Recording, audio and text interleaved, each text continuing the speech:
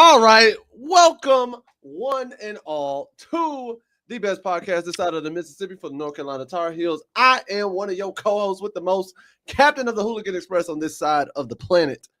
Tornado McCray, Myron McCray, as some have known to me, and that right there is my co-host.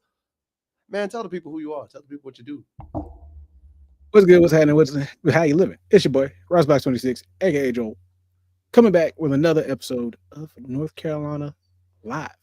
So, and we are showing on also the TCU channel right now. To the TCU fans, yes, we have invaded your space because y'all losing this week. It don't matter. I don't want to hear it. Y'all losing this week. So we on your channel making a whole lot of noise because we just feel like it. And you can't stop us. They really can't. We already here. What can you do? Nothing. Can't do a thing. Hold up. I am missing two things. Give me 22 seconds.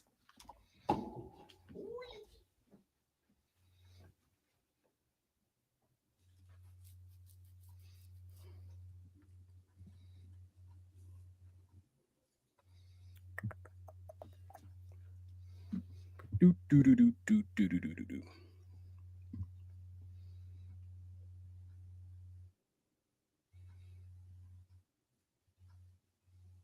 Did he? Oh, okay. Yeah. So he transferred in last year. Cool.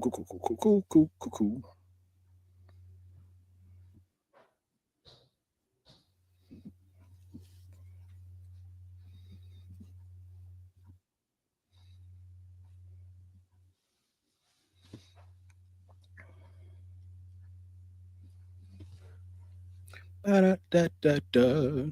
4507. But now, what's good, folks? So, all right. Had to get the right color, man. You said I had to go suit up. Heck yeah, I had to go suit up, bro. It is game week. We have been waiting all year. We've been waiting all year for this, dog. Are you not excited? Oh, nah. I've been excited. I've been ready. Like, are you not excited? Like, college football is back, dog. Like, we are back. It is time. It is time, man. And because first thing first, and you probably already said this, y'all make sure to join us live every Tuesday. I know it says 9. We have to go 9:15 because my co-host, he got a real job too, just like I do. And he be saving people. And they had a call at the last minute. That's the only reason why we did this at 9:15 tonight. They really did. Like, I was supposed to be off work at 7 o'clock. They call us at 6:30 or 6:45 to go somewhere else. I ain't get back to where I was supposed to be till like 8:30. I don't mean to put your business out there, but you be saving lives, bro. I got to give you praise where praise is due. Appreciate it. And also, y'all, I got the Wednesday Frosty. I ain't gonna lie. I gotta wait till this thing defrosts. Oh, absolutely. It's been in the freezer, though. It's been in the freezer. But man, you know what today starts? As we've already said, man. It's game week. It's game week versus TCU. Yeah, you like that little ram, the little sheep ram in there. yeah. Ramses has made an appearance. It is game week versus TCU. It's going down at Keenan Stadium on Monday, Labor Day. I think it's kind of cool that we got the Labor Day game on Monday night. I think that's really cool, in my opinion. It's a freestanding game. Like, I think that's dope. So obviously, going into the game, What are your expectations going into this game? I know I have some of my expectations in as well, but I want to know what's on your mind, what's on your So, heart, what's on your soul. so I've been seeing a lot of comparisons or a lot of predictions lately. The last one I saw had TCU winning by a touchdown. I think it was 32-20. I think it was like 30. I think it was 34-27. I think what it was. 34-27, that's what they say. And that's what they said was TCU beating North Carolina by a touchdown. I agree that I think it's going to be a touchdown game, but I think it's going to be a touchdown game in favor of North Carolina. Same score though. I think it's still going to be 34-27 by the end of the day. Oh, you got 34-27 still? Yeah, I think it's. I still think that works. I still think that's I, probably what's going to happen. I'm actually going to go with a 27-24 game. It's either going to be a 27-24. 27-24. I'm going 27-24. That's what I think is going to come down to. I think it's going to be a old school Belichick helps them orchestrate a great drive in the last minute, and they get a field goal to get out of there to celebrate, kick off the season right, and do everything. And I'm looking at right now. So on ESPN on the matchup predictor, TCU is favored at 58.7% to win compared to our 41.3%. TCU opens as the favorite on ESPN Bet Sportbook with a -3. They got -3 on the spread, and then the over-under is 56.5. And then the money line is -150 and for TCU, +130 for the Tar Heels. So right now, they got us as essentially the underdogs going into this game at home, which I find as blasphemous personally. That's just me personally. I may be biased, but some people may know that, some people may not. But overall, I think it's really going to be a good game. It's going to be a great way to end the first week of the college football season. And again, this ain't a TCU. This is a TCU team that did go what? Let me see, 2, 4, 5, 6, 7. Yeah, they went 8-4, 9-4, counting their bowl game last year. So they are no slouches. I'm not going to sit there and say they are a weak team by any means, but I feel as though the revamped North Carolina is going to be a different team than what teams have expected in the past. Because I'm kind of going through some of their stats last year, right? Yeah. Because I know earlier we talked about it. We weren't particularly going to do it because we weren't really sure what each team was really going to look like. I mean, in today's scope of college football, everybody looks different, bro. Like the team the year before is not the team you get, especially with the transfer portal rules. Well, yeah, and mainly just based off of like who's still there and who's not. So True. as we go through this, I'm still writing down some numbers here.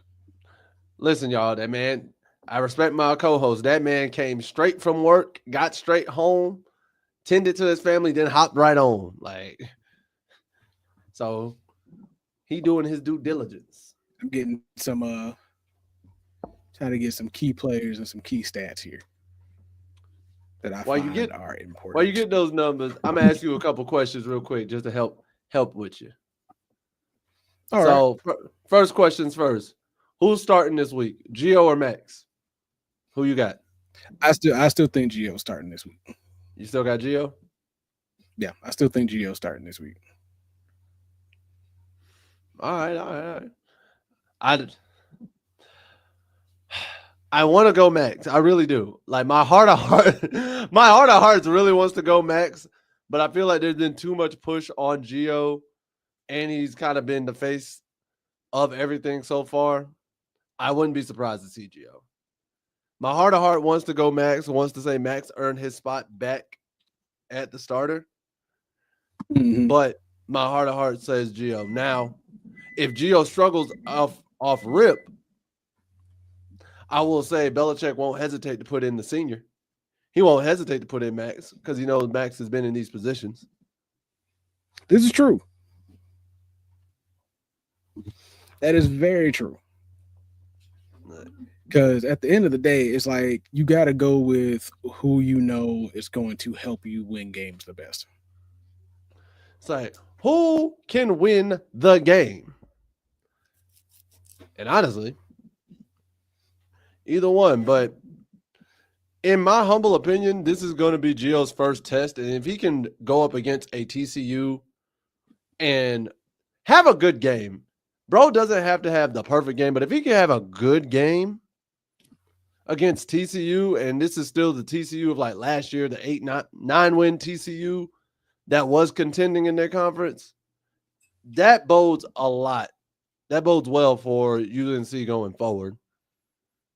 That's really it. Like as long as you got somebody that's going to be able to come in, put the work in, and show that okay, I'm competent enough that we can get this done.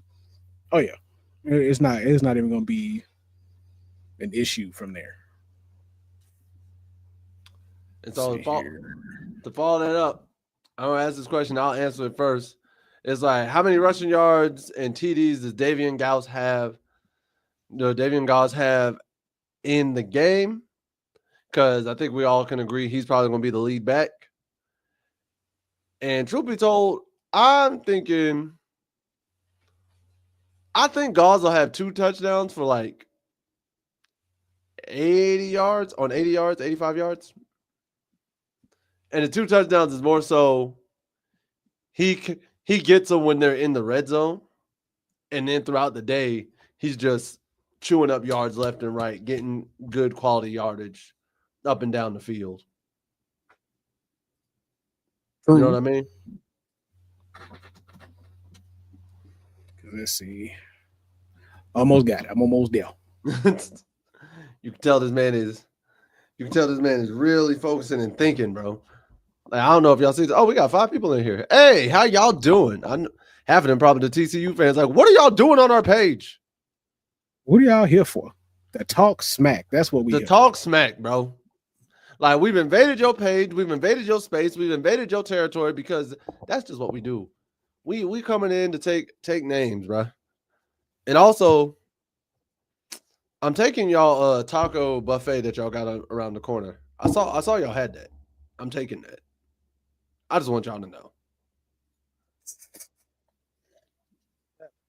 What, bro? I mean, I'm just saying tacos are good, bro. I don't know one person that does not like tacos. And if you don't like tacos, you are downright inhuman. I wouldn't say inhuman, but you are inhuman. If you don't like tacos, you're inhuman. You're not un-American. You're not un-Canadian. You're not un-Venezuelan. You are inhuman.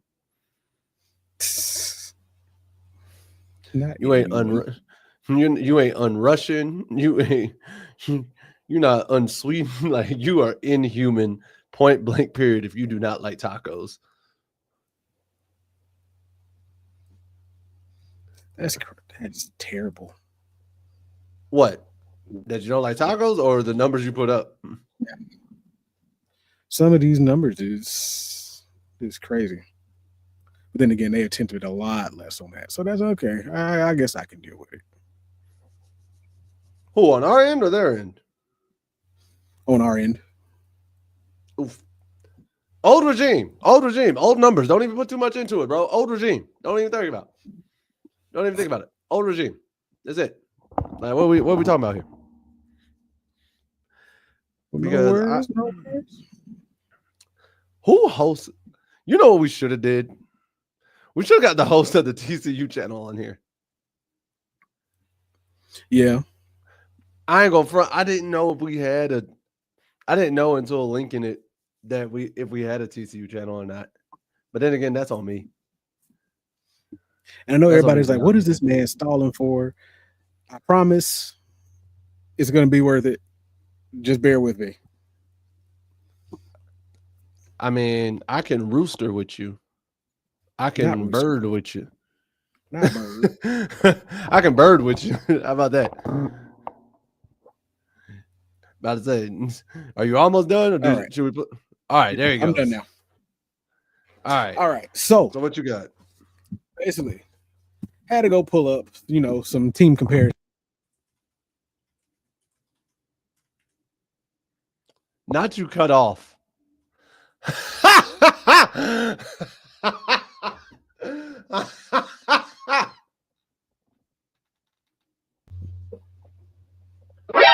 NANI?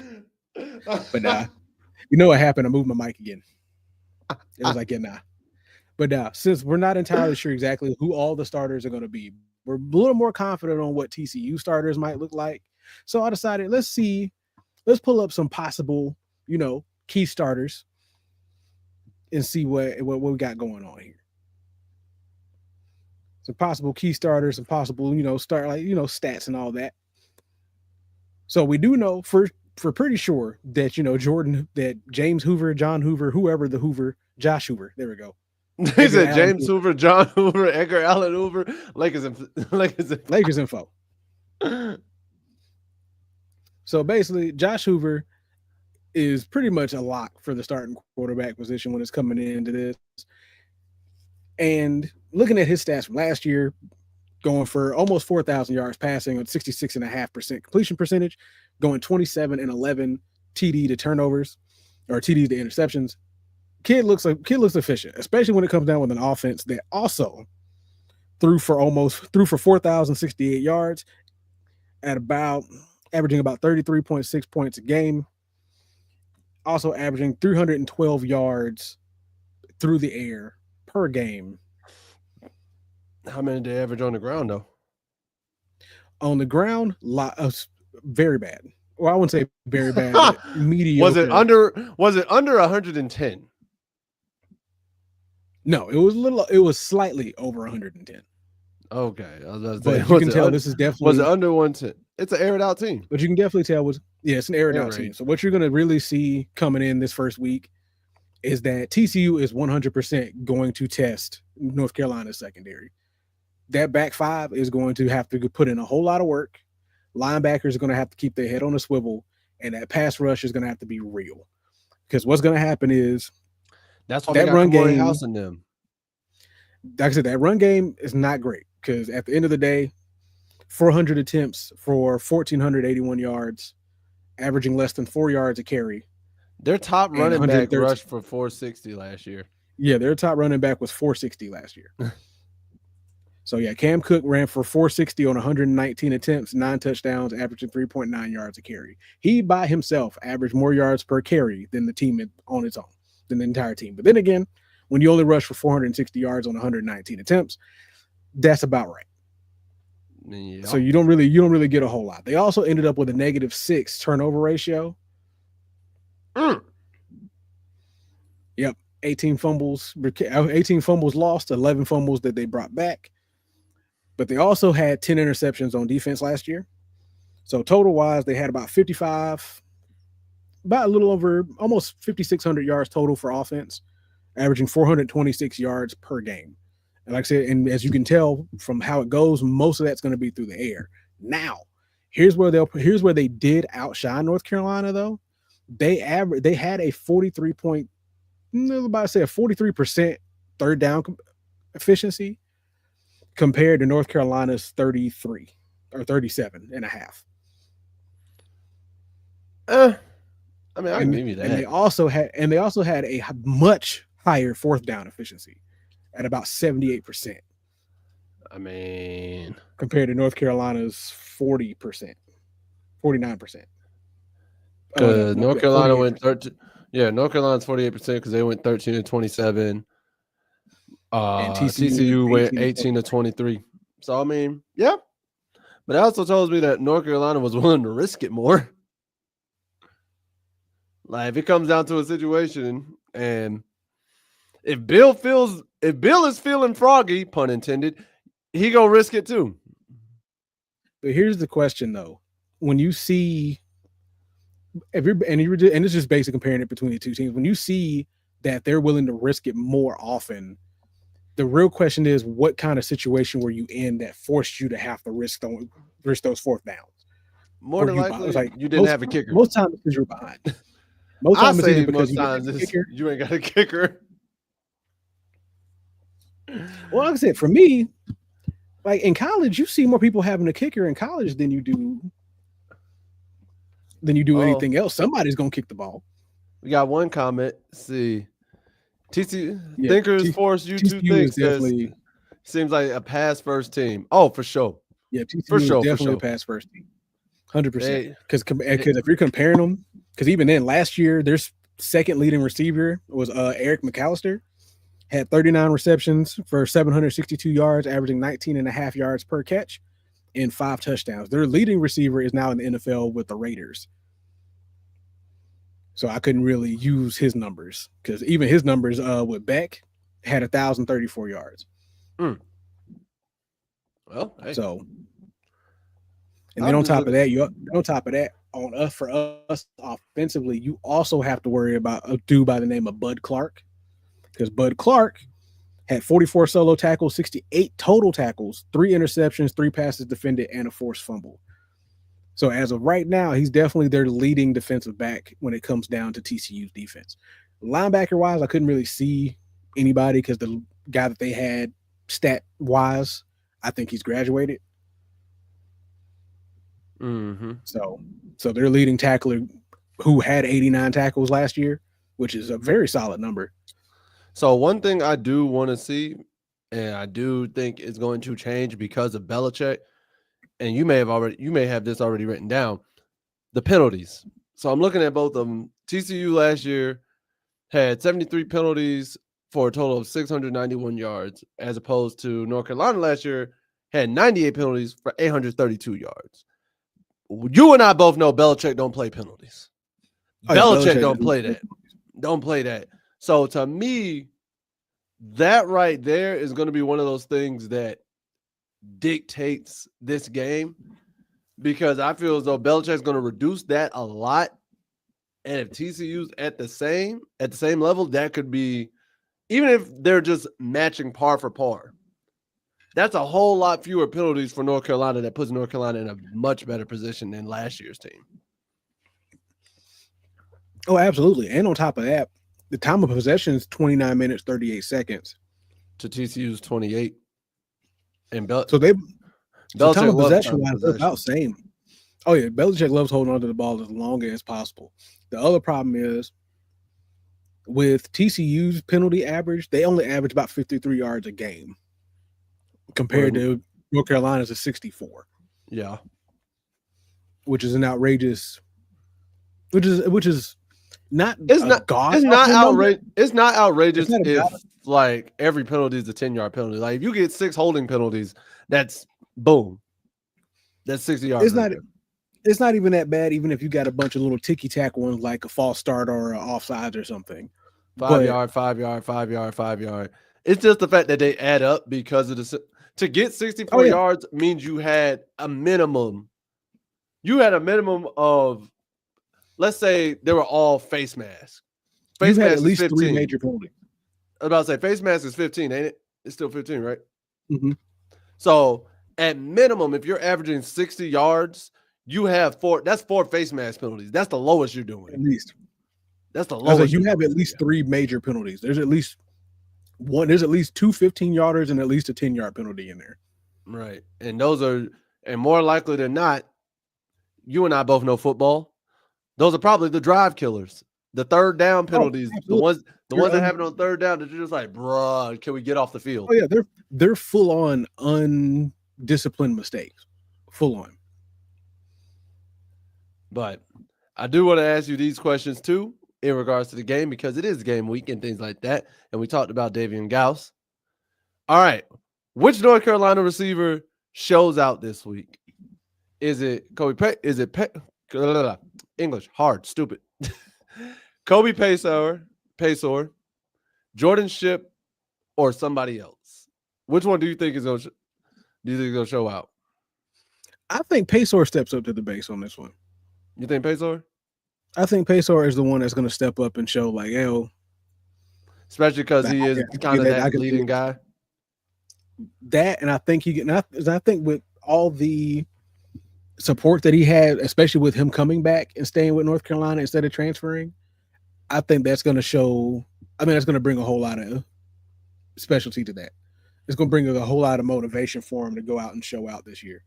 I think him and because last season, Paysor was the fourth best receiver in terms of the receiving core because he had 365 yards and 21 catches. He was only behind Amarian Hampton, John Copenhaver, and J.J. Jones.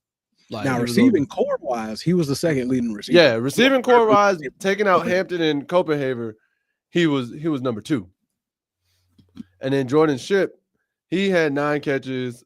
He had 9 catches for 114 yards, but him coming back was also a huge deal as well, especially with Bill Belichick coming in. So I think it's going to be a great thing to see. I honestly am with Paysor, but I wouldn't be surprised if Shipp turns out to be the guy that has the first big game because people may not be focusing on him as much as Paysor.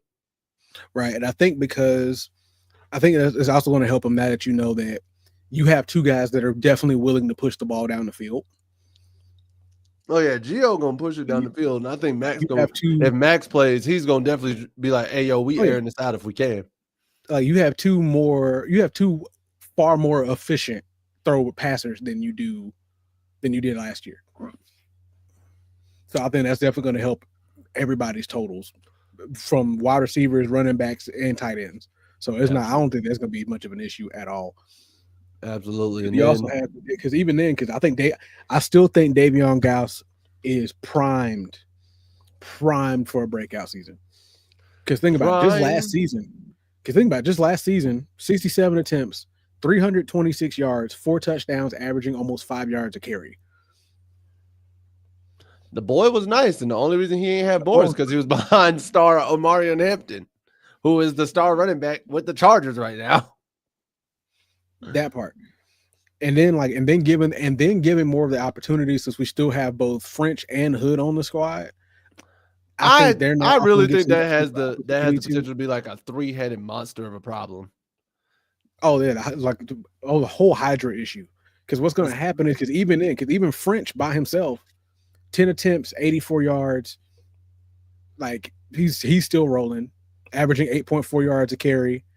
Hood 18 attempts for 81 yards, averaging 4.5 yards a carry. Bro, if you look, I think one of the running backs have a huge game. I think Hood's going to be used more in the receiving game. And that was the thing. Hood had only like 4 receptions for 37, but between him and Goss, he was only 7 yards off from Goss.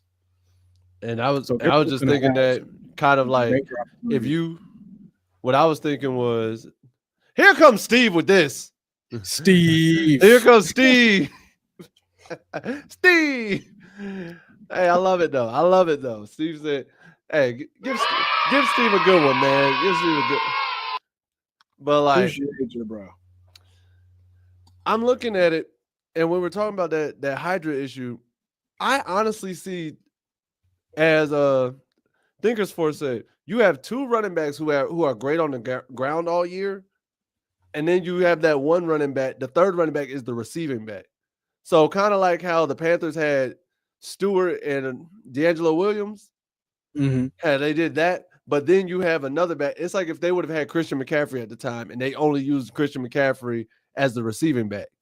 Imagine how much of an issue that would have been. I mean, like you have just like Devontae and Coleman when they were in Atlanta. I'm not disagreeing. I'm just saying, imagine you had those 2 ground and pound backs, but now you get to take them off. You don't have to decide between which ground and pound back you want out of receiving core. You got a legit receiving back.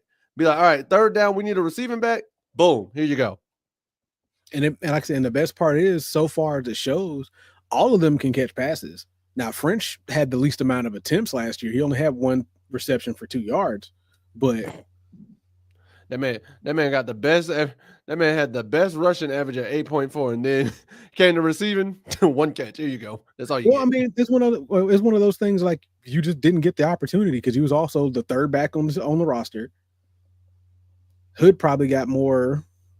Well, no, yeah, Hood got more rushing opportunities than he did anyway. Like Hood got 8 more carries compared to French last year anyway. So, like he was probably the 4th guy in the rotation in the first place. Yeah, but bro, I ain't gonna So lie. you weren't getting a whole. That 8.4 is wild. Oh yeah, like you got 8 years. You were moving. You were You moving. were, hey, he was a walking first down essentially. Dang near. That man Like was a you were ahead of the walking sticks first every down. time you got a ball. You were ahead of the sticks. It just there was no stopping that. And honestly, love to see it. Walk them down. And then on the defensive end, because you love this man. You've loved this man since he's come onto the team. How many tackles you think for your boy Kamori House? How many tackles? You love the linebackers. You love the hitters. I do. You love the hitters. Man, you ain't never lied. How many Now, you times talking about just this game or for the season? Just for this game. Just for this game. Just for this game. I think he comes out with about 15. See here, Bill Belichick squads typically don't beat themselves. I think UNC is going to surprise some folks as long as he keeps Shorty away from the sidelines.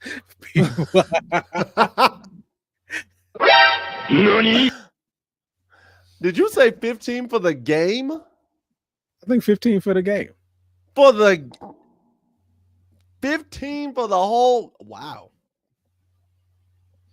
I mean, we've seen it done before. I'll give you 7. 15? But nah, he probably gonna be moving like that. I'll probably say about 10. I think he can pull out 10 tackles. All right. That's if he has the starting job on top of that though. 10 I could see if he's like really moving and grooving like that. 10 I could see.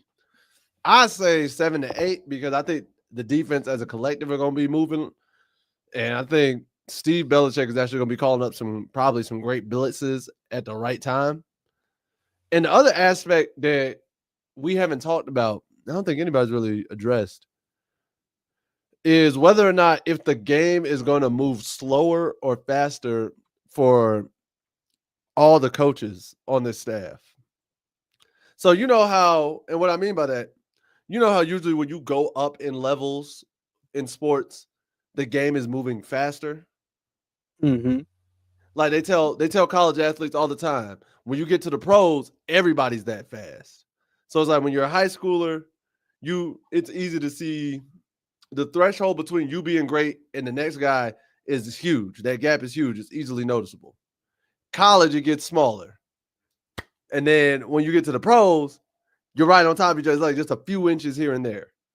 What's the reverse going to be for the coaches who have been coaching like this long and who've coached at the NFL level? What's it going to be for them to be like, oh man, this is moving slow. This is moving slow to us. I think for Bill, I think it's possible. I think for Bill, it's probably going to be one of those situations like this is moving slow. And I think for probably Freddie Kitchens, it's going to be like, okay, this is moving slow. Or at least for Freddie Kitchens, because since he's been there, he's already been at this level. He's already seen it. And he's also been at the NFL level. I think it's going to be moving slower for him. I think when it comes down to the newer members of the staff, it's going to probably be more of a mixed bag. Yeah. Because you'll see some that'll be like, okay, let me see if I can settle these guys down real quick. Other ones like, nah, let's pick up the pace a little bit. So you never know. I think with Bill's sons, especially the main defensive coordinator, I think for him it's gonna be like, this is a little slow. Let's see if we can pick this pace up a little bit. Yeah.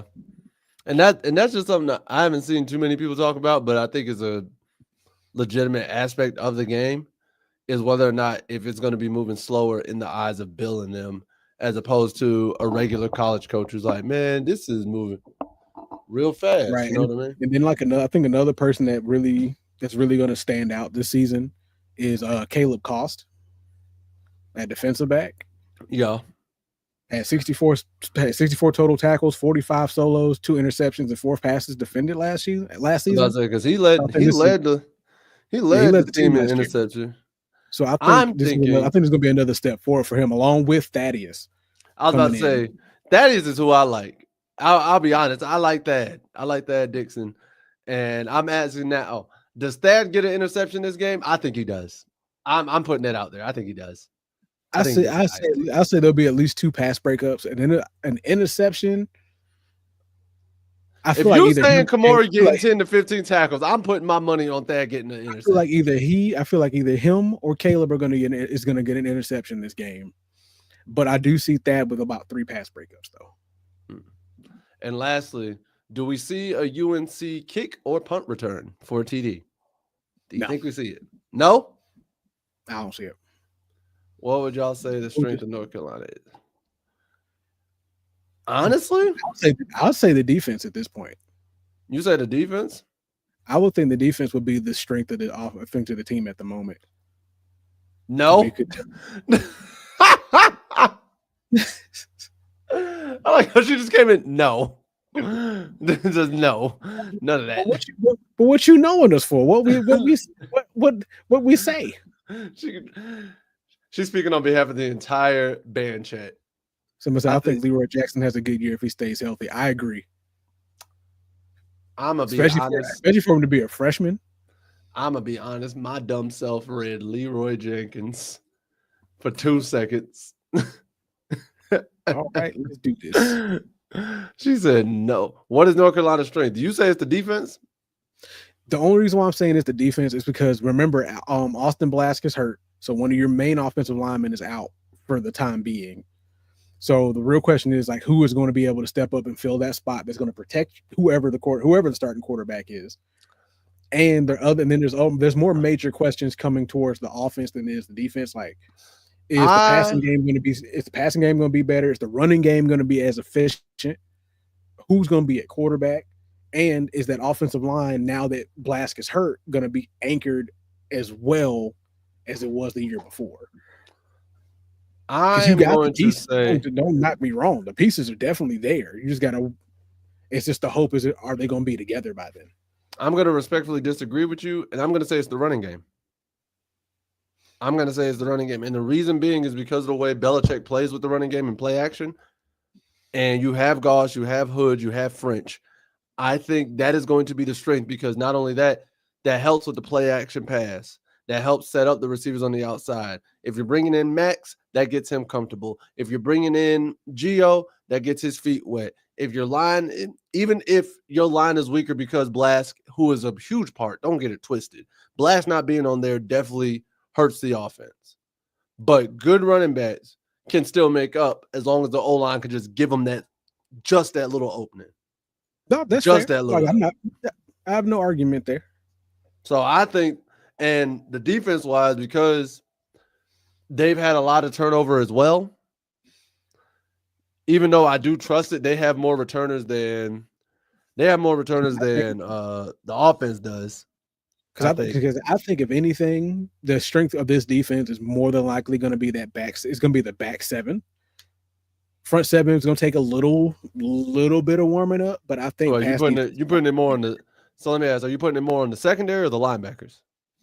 I'm putting it more on the secondary. Okay. Because I think even with some of the people gone, you still have a lot. You still have very solid pieces that stayed. Then you had very solid pieces that came in. Mm-hmm. Because defensive line wise, he worked a lot on getting some defensive line and front seven help for sure. With Kamari House being addition, Jonathan Agumadu's coming in there. Like the additions are great. Don't get it twisted whatsoever.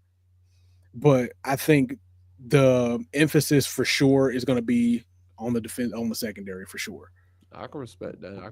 Because especially with, just like we said, with TCU being a pass first offense, if the pass rush isn't there in this first game, that's going to be a problem. Yeah, they're going to have to step up and show out. I can see that. And speaking of people who believe and can see what the vision is for UNC, hey, let me tell you something, man. Matt Brown believes in UNC. Matt Brown believes in what we do. Matt Brown believes in Bill Belichick. Matt Brown believes in what can be done here because he knows what UNC said. So the reason why I'm saying that, y'all, Matt Brown appeared on the Colin Cowherd show this past week recently. and he shared his thoughts on Bill Belichick and the state of UNC athletics going forward. And so here's the quote that he had about Bill Belichick. And it was kind of broken up into parts, but I put it all together in one quote. Hold on. Uh-oh. Like and share the video, even though these brothers hate my Buckeyes. Yes, we do. Yes, we do. Absolutely. Absolutely. 100%. 1,000%. 100. 1,000. Billy Wild. The only team I hate more than y'all is Texas. And both of y'all play each other the first week. I'm sick of y'all.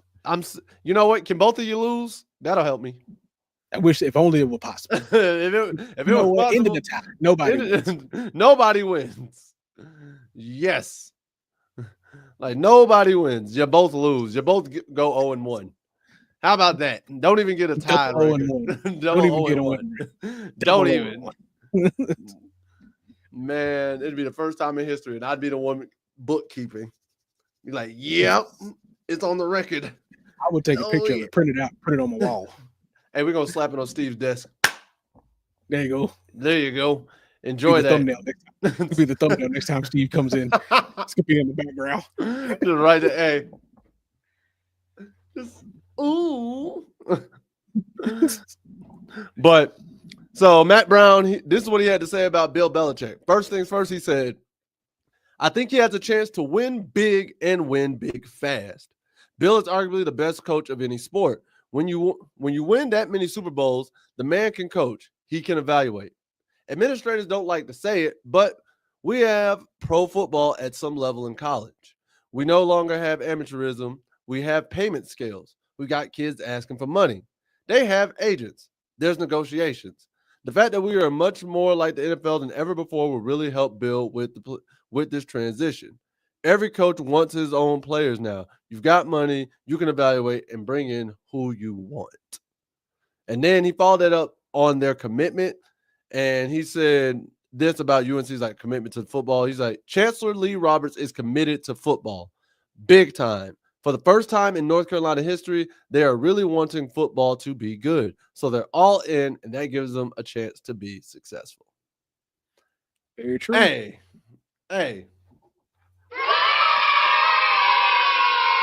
Say what you want. Some of y'all might say Mac Brown senile. Some of y'all might say Mac Brown is just a Tar Heel through and through. Some of y'all just might say he hates everybody else. But you know what the man didn't do? The man didn't lie. Like, I need you to understand this. The man did not lie. He did not tell. Like when you have the whole organization committed to the sport and they want you to be successful, especially now, like that's big. Because when you have the chancellor from the top down is like, nah, we are backing y'all and want to make sure we do whatever we can to make sure y'all are successful.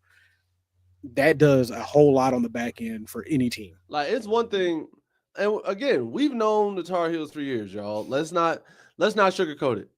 UNC, when you ask the average person about UNC, University of North Carolina, it's the first thing they tell you.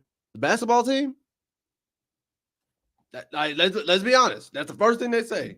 So the fact that the chancellor is, like you said, the fact that the chancellor is backing up football and they're really pushing hard to be like, nah, bro, we want to compete in football. We ain't won an ACC title since '81.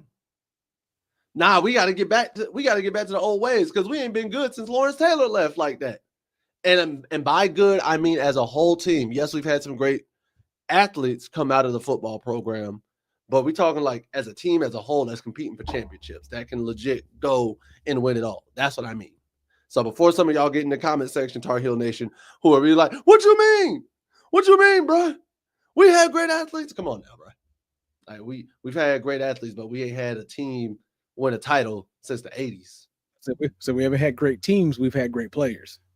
For context, I'm a 93 baby. Dre Bly. See? Yeah, we've had great players. We've had great players.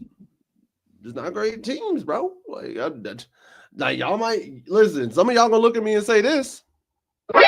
You gonna think I'm speaking crazy. You gonna think my co-host might be speaking crazy, but we speaking the facts. I'll confirm your suspicions. I do be speaking crazy, but I be telling the truth. How that work? Sometimes the truth is crazy. That sounds like a Farnsworth quote. You know how the movie tells you can't handle the truth. Sometimes it sounds like ridiculousness. Sometimes it sounds like nonsense. Remember, at one point, people said aliens didn't exist. Then it was confirmed that we've seen UFOs. We all thought they was crazy. And technically, aliens have always existed. Like I said, we thought that was crazy. And then they said UFOs was real. So here we are. According to certain governments around the world, aliens have always existed. Once again. I feel like you might catch that joke. Or you caught the joke. You caught the intention. You caught the intention of my joke there. Anyway. Hey, yo, this Frosty good though, y'all. You got the Wednesday Frosty. Wednesday hey, product placement. Pay me. Oh, put it down. No. Pay me. No. Pay us. You're getting them paid twice. You stop that. Pay us. You get a regular Frosty. You act right. Pay us, man. We got a better chance with Dairy Queen. You stop this. Yo, I kill for a soft serve from Dairy Queen, bro. Like, I love it. Fun fact, I was talking about that this weekend. You know how people get ice cream from out of like the freezer aisle at the store? Yeah. And a lot of people tell me, so they're like, yo, do you like ice cream like that? I mean, and I'll usually get like maybe ice cream sandwiches out of the freezer aisle, but I never get like the tubs of ice cream out of there. I am a soft serve type of dude. I just like getting soft serve ice cream for like McDonald's or Dairy Queen, McDonald's, or from like a regular ice cream shop. I am a soft serve type of guy. And for some reason, that gets me weird looks. And I don't like it. But you know what? I don't care at the end of the day. I think the weirdest look for you to me is more so the fact that I just like vanilla ice cream with sprinkles. Vanilla ice cream. I don't like sprinkles though. That is the weird part to me. Really? You hate sprinkles? Yeah, I can't stand sprinkles. I did not know that. Like, they're the worst part of anything to me. Whoa. Wait a minute. Hold up. Whoa. We ain't had to go. We ain't had to go that far. The worst? The worst part of anything they're put on is the sprinkles. Jesus Christ, sir. To me, that is my opinion. That is how I feel about it. The fact that you are offended by my feeling is ridiculous. It's wild. I'm offended because I'm your best friend and I love sprinkles. Okay. I'm not telling you can't have sprinkles. Don't put sprinkles on anything that you give me. I don't know. You tried to tell me one time. You was like, what are you doing? Steve said cookies and cream for the win. Cream for the win. Fair. Ice cream. Favorite ice cream sandwich. I know mine. M&M's. The M&M ice cream sandwiches. Oh, mine's just classic. Oh, the classic chocolate, classic rectangles? Ice cream sandwich, yeah. Classic ice cream sandwich. I like the M&M ones, especially if you get like there's a certain level, and it sounds crazy, and I sound like a fat kid when I say it, but there's a certain level of softness that you can get where the cookie is soft, but the ice cream's still like perfect. No, you bite into it, hey, bro, enjoy it. That's fair. Yeah, I might sound like a fat kid, but I don't care. Hey, it's good. Then we gonna move on. Be legit too. But either way. What would you do for a Klondike bar? Not a whole lot. I honestly wouldn't. I used to say that joke all the time. I had to about a hot damn thing. Like not anything. But saw this coming up. And last week we were talking about home field advantage, how based off the opposing quarterbacks we have, we might have like a legit home field advantage going through. Our biggest two problems essentially being Klubnik, Darian Mensah, and Josh Hooper, right? And it's like, and looking at it, the road schedule is a lot weaker than the home schedule. Oh, based off the QBs, absolutely. Based off QBs alone, we'll just go ahead and kick it off, right? So September 6th against Charlotte. And let's go ahead and point out that Connor Harrell was named the starting quarterback for Charlotte. Today? No, I thought that's who I was talking about on the way when I was talking to you earlier. Yeah.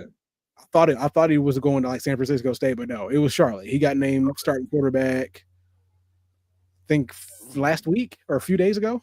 Because when I saw in the article, like he was still up in the air between him, former Duke quarterback Grayson Loftus, and then former Southern Miss quarterback Zach Willick.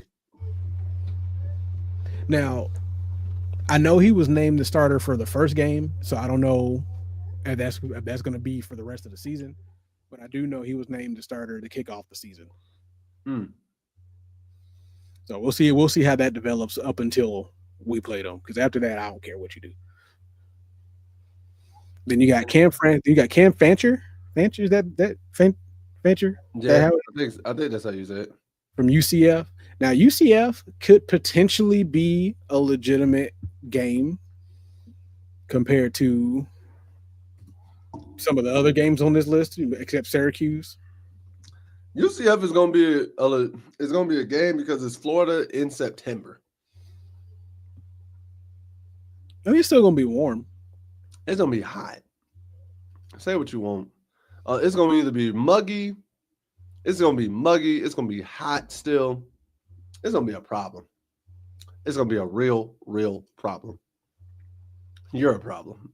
I'm a problem.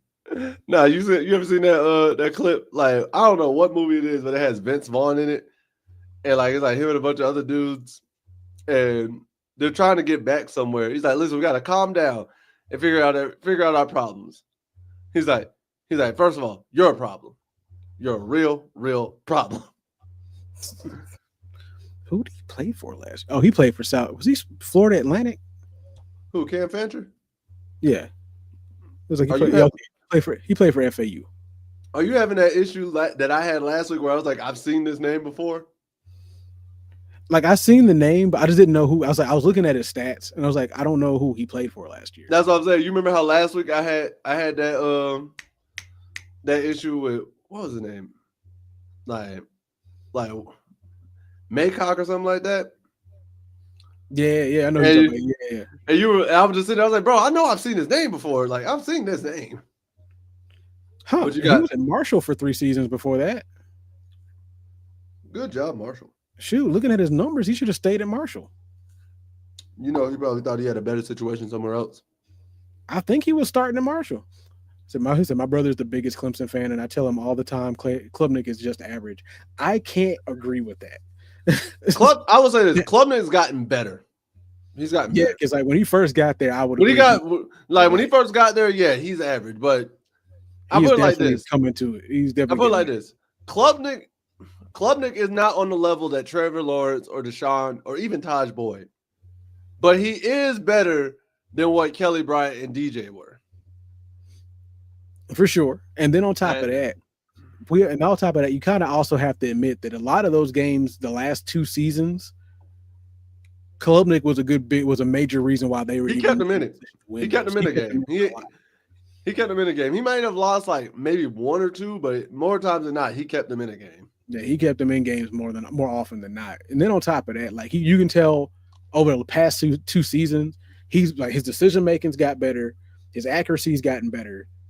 And just his overall presence as a quarterback has just gotten better. So he's getting more and more confident each season. And if anybody really wants to halt any of that progress, just demolish him for a few games straight. Just demolish him. He's like, yes.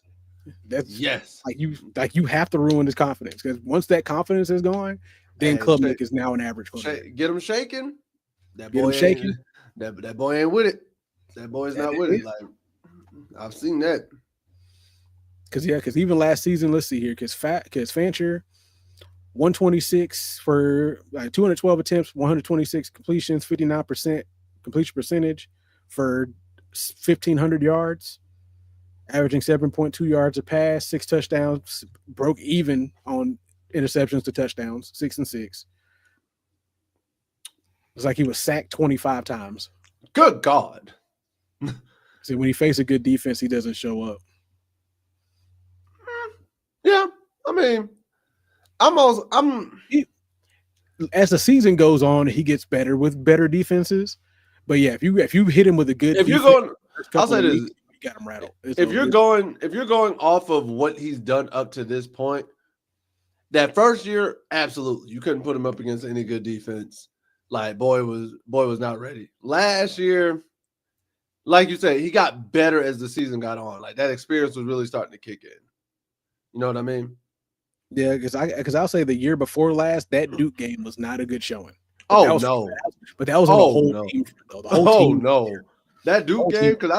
that Duke game, I think I talked about that 2 years ago. That Duke game was horrible. Because they get down in the red zone within the 10-yard line and not be able to score for like 3-4 drives straight is ridiculous. Bro, that game was atrocious against Duke before, and this is before Duke got as good as they were last season. Bro, they lost to them, if I recall correctly, like 28-7. Yeah, it was bad. I was shocked. You. And then let's see here. The world was shocked. So basically, what it goes. So what we're seeing here is, so when we see UCF, what's more than likely going to happen, because from what I can tell, Banter is just a flat out running quarterback. He does not throw very often, and when he does, hit him some more, hit him again. Hey, when he tries to get up, trample him. That's what I'm hearing. Like his best passing season was his last season at Marshall. Had 308 attempts, completed over 65% of his passes for 2,100 yards, but still went 11-11. Still broke even. Hey. So he's not really gonna hurt you majorly when it comes down to passing the ball. That game is gonna be the front seven game. Can the front seven just contain? And he was also sacked 27 times. Now, when you got California on October 17th, we play against Jaron Kioe Sagapolutele.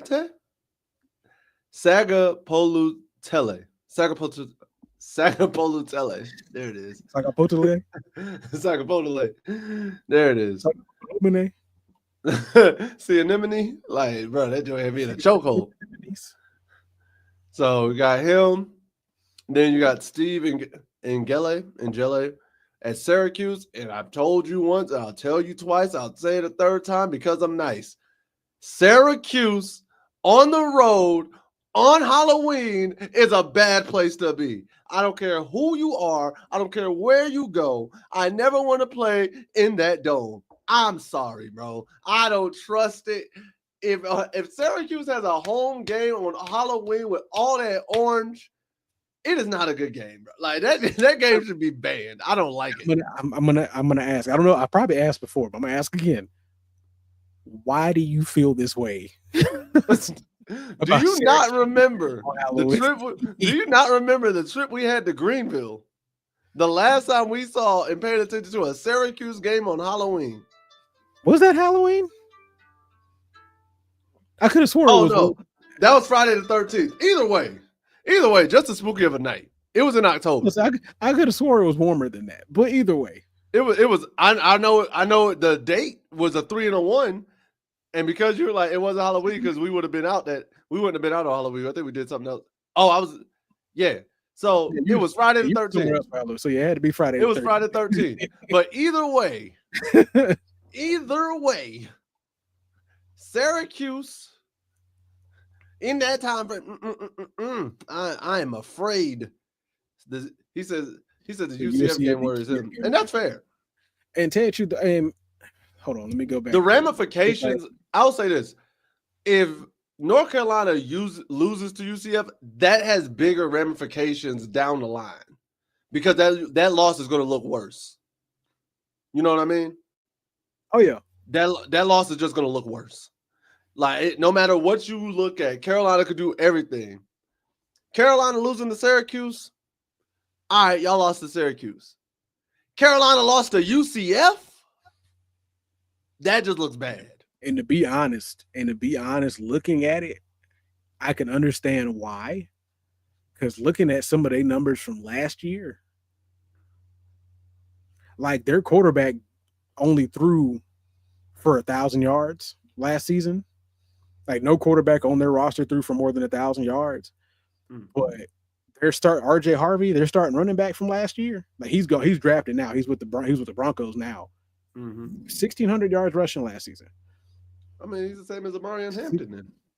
Averaging 6.8 yards a carry, 22 touchdowns. So yeah, he was just basically another Marion Hampton. The next guy behind him was actually one of the other quarterbacks for 401 yards. The next closest running back was Miles Montgomery, who only ran for 293 yards. So I feel the same way about Syracuse. Man, listen, bro. They just something about playing in that orange dome in October. It ain't it.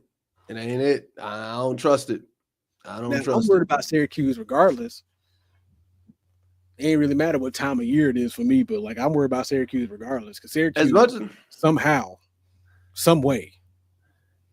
I'll say this, I don't and know. I do want to give a slight shout out to the Syracuse head coach because I saw a clip of him earlier today, and his son is on the team, right?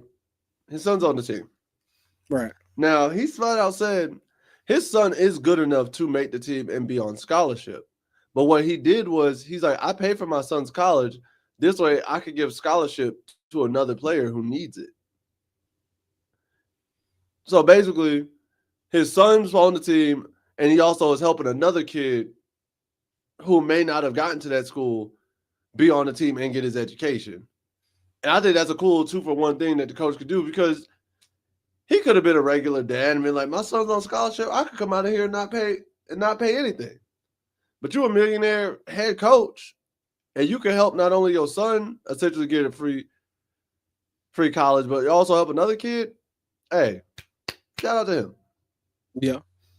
So, final score prediction versus TCU. So my prediction is 34-27, North Carolina over TCU. Some other predictions I've seen was TCU 34-27. You said 37-27, right? I said 27-24. 27-24. I got a 27-24 game. In here, Steve said 34-24, North Carolina over TCU. Yeah. I got 30. What you got, Dimitri? I got 34-24. Or, 27-24.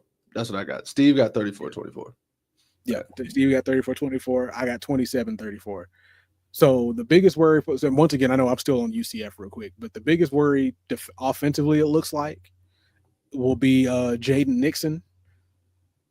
Let's see, I think he was a transfer. I don't know what school he transferred in from, but last season ran for 919 yards, 6.4 average yards a carry, averaging 12 touchdowns. Ooh. Transferred in from Western Michigan. Nice.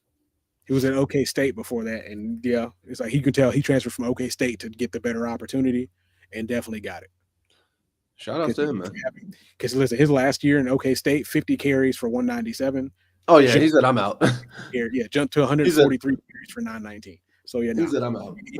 Yeah, he made a good choice there. Because he would have just been stuck on the depth chart somewhere at OK State. Because OK State tends to always have some kind of good running back on it. Wow. You know what? I asked you and you answered. I don't think it's gonna be that bad. I don't think it's gonna be that bad though. I don't see like even if TCU wins, I don't see it being this big of a margin. Absolutely not, bro. I don't see not three. I don't see no 40, bro. That's not even, bro. That's 3 touchdowns. You got them. You got them doubling the score. Doubling up on them. I don't. I can't see that, bro. Like, if you want to say TCU wins, cool. I'll even give you a 10 to a 14 spot.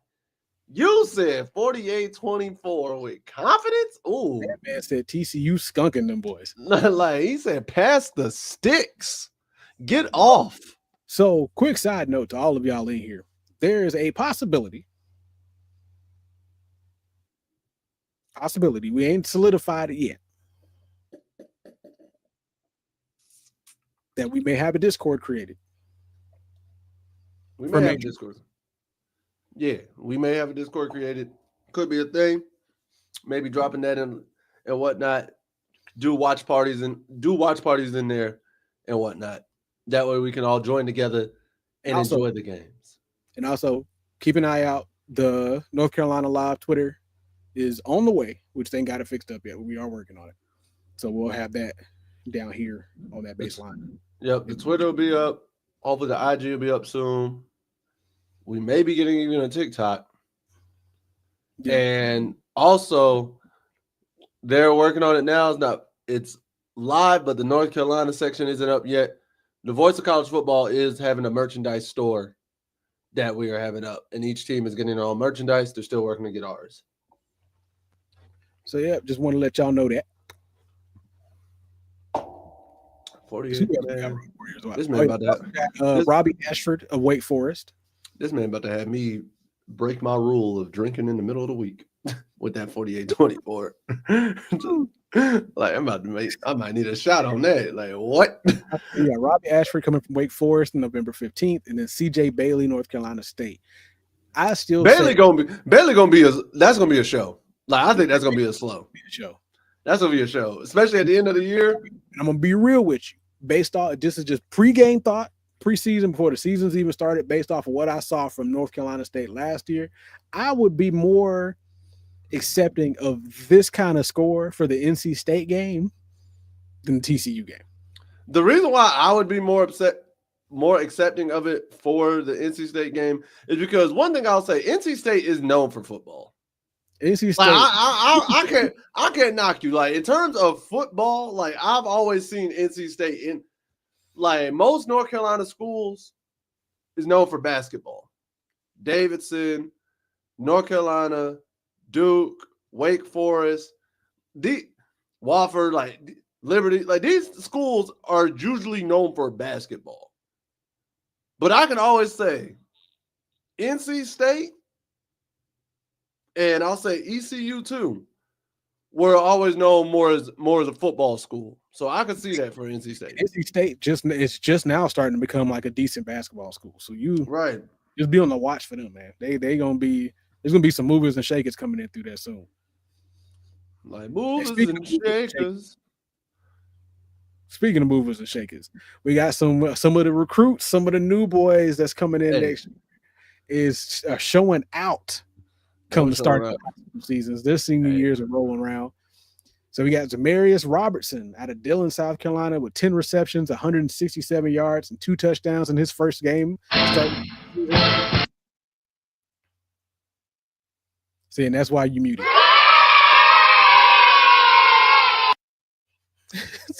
Then you got one fumble recovery, and for a defensive tackle, that's solid.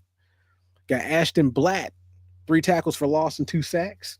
Amir Brown with 1 rush and touchdown. Xavion Griffin Haynes with 4 tackles for loss. And Zamarion Gordon with 1 receiving touchdown going into their season openers. So, listen, I'm excited to see them when they come through next season because, man.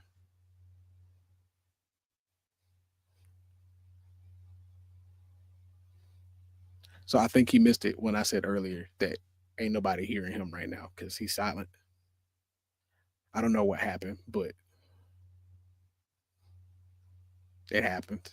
He ain't muted. He just ain't no noise coming out his end of things. Oh. There you go. There he is. Wow. That's interesting.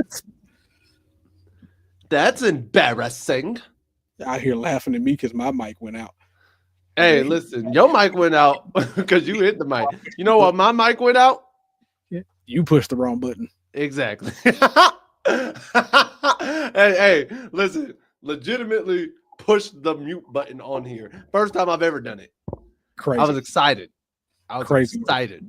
It's crazy. Is it? Hey, crazy work. Shady McCoy. Not Shady McCoy.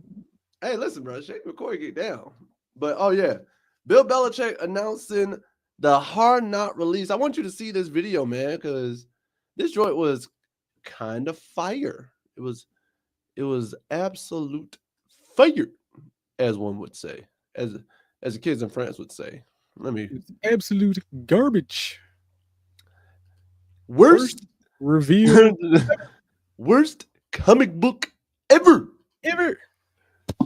King Julian. But here's Big Bill making his announcement, man. You ready for this? Yeah. I know that you guys have heard that there was a lot of interest in doing let's call it season-long documentary or a season-long show about North Carolina football. And so I'm excited really to share with you that we will be doing that with Everwonder and Hulu that will showcase our football program. Okay, this is about the UNC football program. There's obviously a lot of interest in it, and it'll stream on Hulu later this fall. It's going to feature the players working hard, which you guys do, all right? It's about the players improving and getting better through their hard work, which you do, all right? And a program starting from where it started from several months ago to wherever it's going to go during the course of the season, which of course we determine on the field, all right? It'll show our commitment to winning. It'll show our commitment to the team, all right? And that's our priority, all right? And that'll start.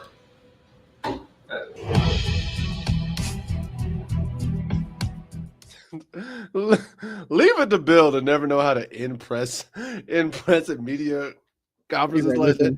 And it all starts. There you go. Now, here you go, bro. And then I don't know if you saw, but did you see the one guy who had the blue Tar Heel jersey but didn't know? He looked confused on where to be. He's just like, am I over there? Like, am I supposed to go over here? He's like by himself while Bill is holding up the T-shirt with the other dude. He's just like, oh, so we're not posing. They're like, John, camera one. Camera one. You said camera three? No, one. Where's one? Over there? Like, God. We told him that. I told you to put the tape on the ground for him. I did. He knocked it off. But I think we both share the same sentiment. I didn't think this was showing this fall. I thought this was going to be shown in the spring after. I thought it was going to be next spring or something like that. I thought it was going to be like a legit Hard Knocks summer, something like that. I didn't know it would be this. Because I thought essentially the same way they do quarterback and receiver on Netflix, where they cover them for the whole season and then don't show it until after it's all done. Right. That's what I thought this was going to be. So the fact that it's getting released in the fall, either A, tells me that they only covered probably from when Bill first arrived up through fall camp, or B, crazy enough, and I don't expect Bill Belichick to be this type of guy because he never did in New England, they're actually going to include in-season footage too, like games, which I don't foresee, because you never could get Bill to do Hard Knocks in New England. You mean to tell me all of a sudden now he wants to do Hard Knocks through the season in North Carolina, especially in his first year? He was funny. They have yet to do a Hard Knocks in New England. Yet. It is not the Bobby Kraft way. It is not. It is not the Bobby Kraft way. Vrabel ain't going to do that up there. And as we speak on ways, let's talk about the way Gio Lopez made his way to do it. Hey, you know what? I'm going to give that one to you. I'm going to give that one. I'm going to give you that one. Speaking of ways. I'm going to give you that one. I'm going to give you that one. You know, recently they kind of interviewed Gio, and just to see like what to which he said the opportunity was enough. So this is Gio Lopez's journey to UNC, because initially, did you know his first love was actually baseball? And when he when he eventually changed over to football, he didn't even want to play offense. He wanted to be a DB. He was competing at quarterback. So they transitioned him at both sides. He was doing cornerback, safety, wide receiver, and running back. Running back. But it was his dad that told him to give it a shot at quarterback. He goes on to say, I had to force him to play quarterback. He didn't want to play quarterback. And I said, listen, you need to give it a try, see what you can do, help your team out. And he said the switch paid off, but it wasn't out of luck. or by accident, Lopez put in the work to get to the next level at one of the hardest positions in sports. And now, as UNC's season's opener against TCU quickly approaches, the transfer from South Alabama has settled in North Carolina as he competes for the starting job. And it said the work to get the spot began in the backyard of Lopez's family home in Madison. No professional trainers or fancy machines, just nets, tires paired with Lopez's desire to be the best. Madison, where? Wisconsin? Madison, Alabama. Okay. So, yeah, he's an Alabama native. Okay. He said Barney would roll tires across the yard and Gio would have to throw the football through them. The two recreated drills they found online. One specific drill included a big net located in the backyard divided into numbered sections. Barney would yell out a number for Lopez to hit. And honestly, I ain't gonna lie to you, I remember as a kid doing the tire rolling thing. Oh, yeah, you got to roll it and then throw through it? Yeah, you'd have to throw it through the tire. Yeah. I used to do that all the time as a kid. And then another thing I would do was try to hit from a distance into a trash can. We kind of had a similar, like the numbered net thing. Yeah. We had a similar version of that, but what me and my god brothers did, we did it for baseball, and we put chalk on the concrete wall, and it was a numbered zone. So, and we did it with a tennis ball. So you throw a tennis ball at a spot in the zone over home plate.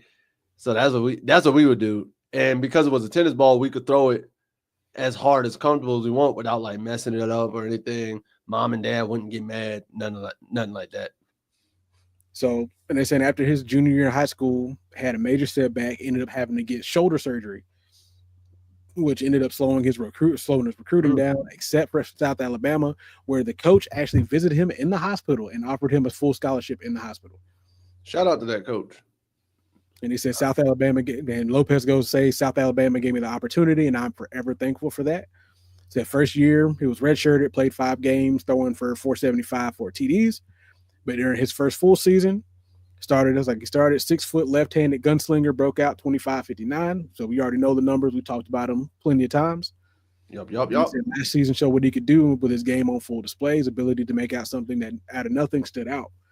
And he says you watch some of them.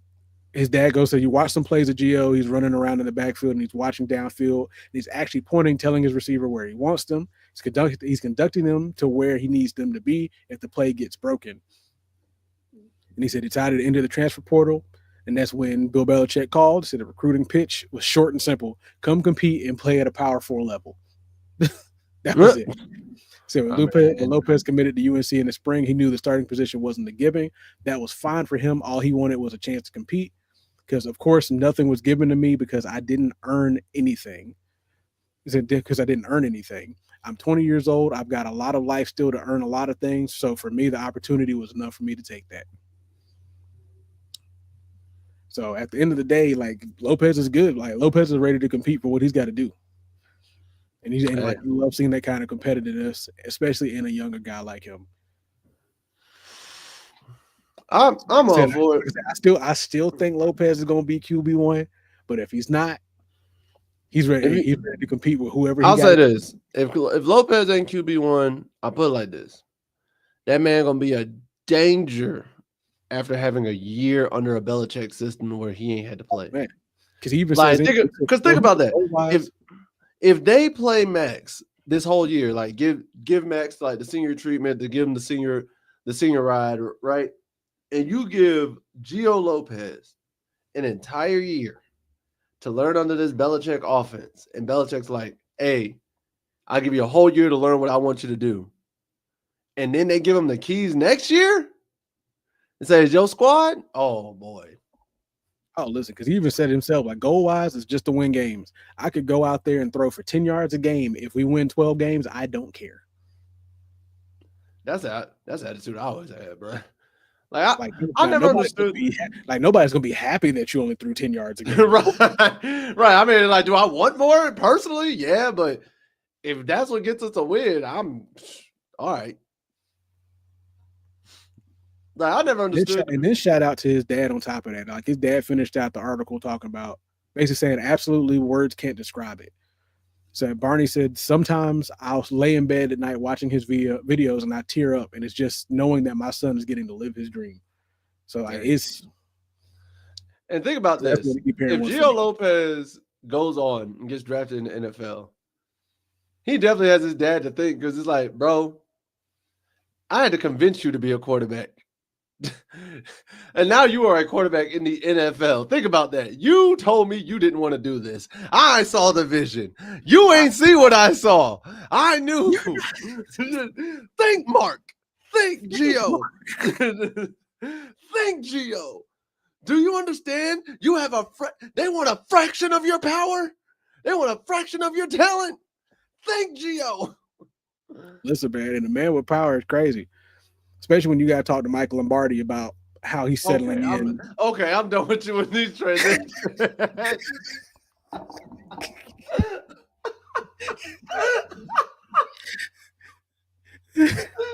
All right. Do you want to do the transition from now on? Because I'll admit, you be killing it, but yeah, bro, I'm done with this.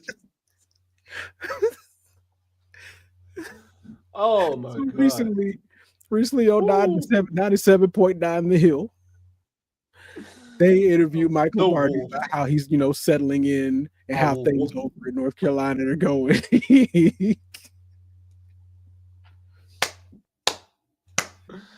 Oh my God, man. Oh man. They basically only asked him like 5 simple questions. They asked him a whole lot. They asked him like, okay, like on settling in the Chapel Hill, like how to the community. Said it's a really incredible community. It's a beautiful place, and the people have been incredibly friendly and open armed. And I think they're excited about our football team. I think they're excited about what they're trying to build here and make this a football element in the fall where people can come and enjoy the game and celebrate this incredible stadium that we have and build this program to national prominence. They also asked him about his day-to-day role. He said, well, in any football organization, there has to be 2 people that really oversee the program. Head coach is somebody that runs the operations in terms of allocation of dollars towards the players. And it's been a 2-person job in the National Football League, but it's a one-voice job. And that voice comes from Belichick in terms of talking about the team in front of the team, handling the team on a daily basis. My job is really in the background to give coach what he needs in terms of the players and how we're going to build this team. It's not just about one game. It's about building something that's sustainable over a longer period of time, which, I mean, it's facts. You always got to have the middleman or the background guy that does the legwork. You need the producer in the back.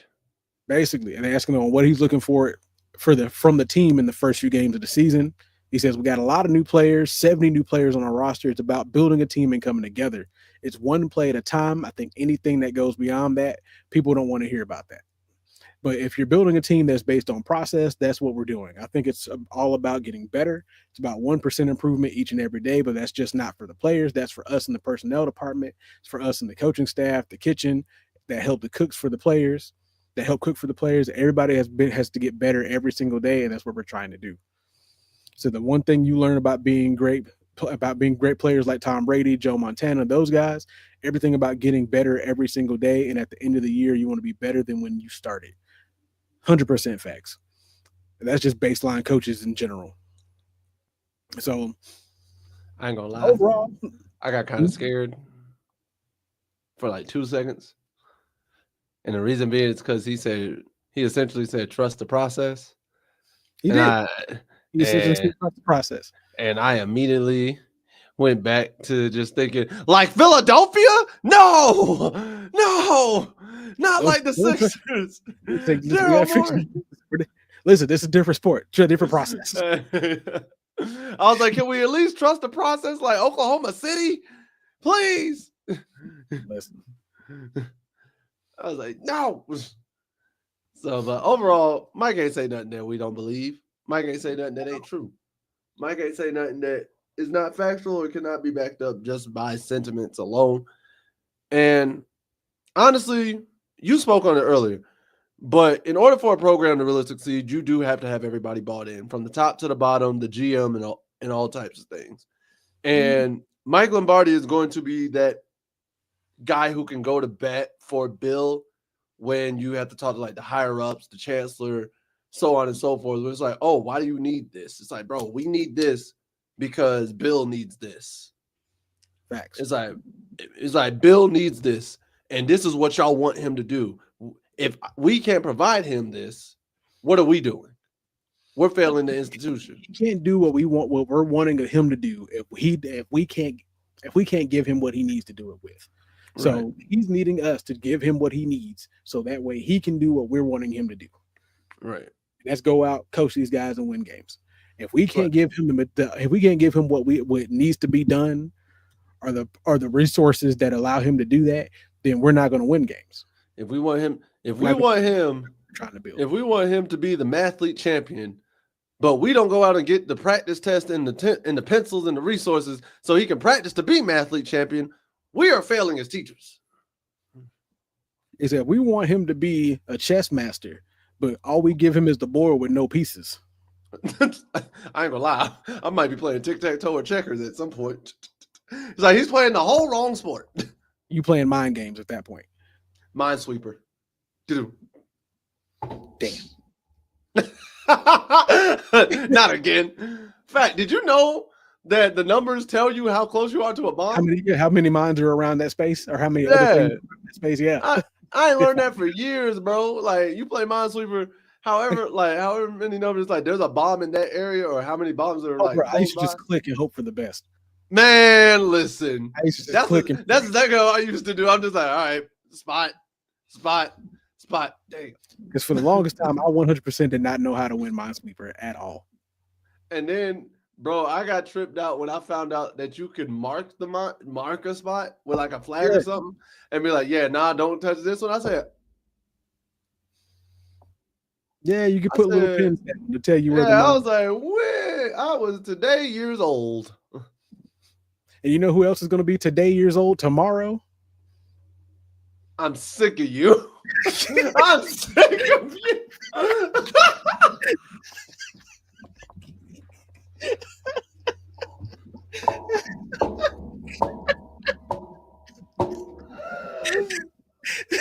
Oh my God. I'm sick. Bro, I'm sick. Oh my God, dog.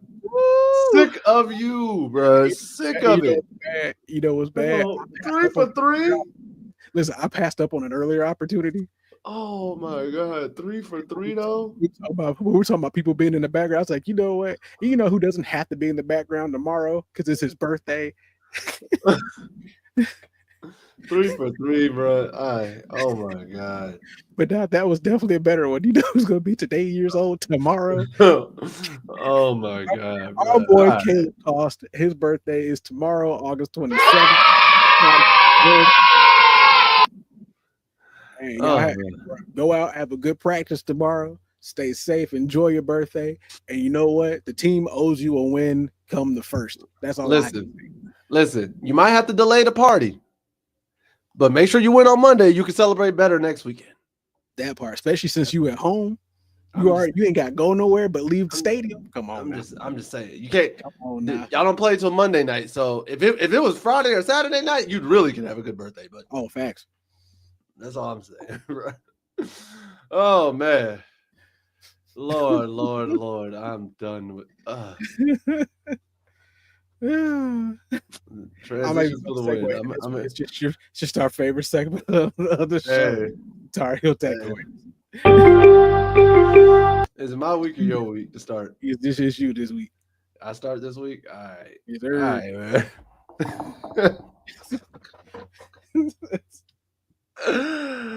Oh man.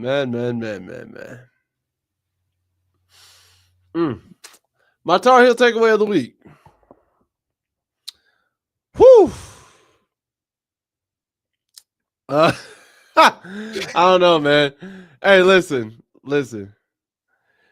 Get you a partner, a friend, a ride or die who can make you laugh at the most inopportune stuff, bro. At the dumbest of things. Like, it could be a stick, and y'all can have an inside joke about it. Make sure you have a great friend who can get you through the highs and lows, through the good and the bad. And honestly, truth be told, it's just flat out stupid. Flat out stupid.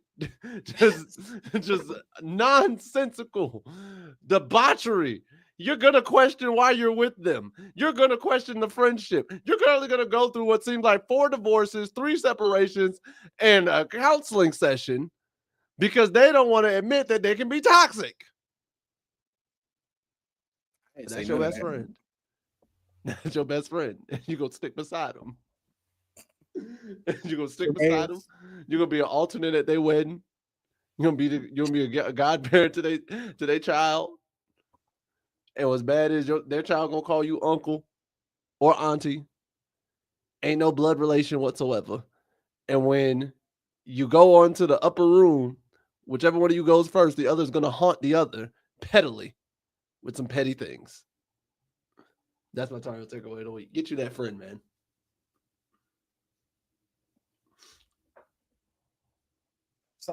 Solid. And speaking of this takeaway, I got a new stick. Oh, what? What is that? It's a stick. Hey, yo, TJ, Matt, don't get mad at me. What the hell? That's your takeaway? Hold up. That's your takeaway? I got a stick? I got a new stick. But no, that's not it. I swear I thought that was Tar Heel takeaway today is don't be afraid of transitions. Sometimes transitions in life Shut up. can be grand. Shut up. Sometimes they may not work, but that's all right. We all go through different transitions in life. We go through different transitions in shows, episodes, and different things going on with you when you know this and that. But don't be afraid of change. Things are constantly changing all around you. Things are changing in your life on a daily basis all the time.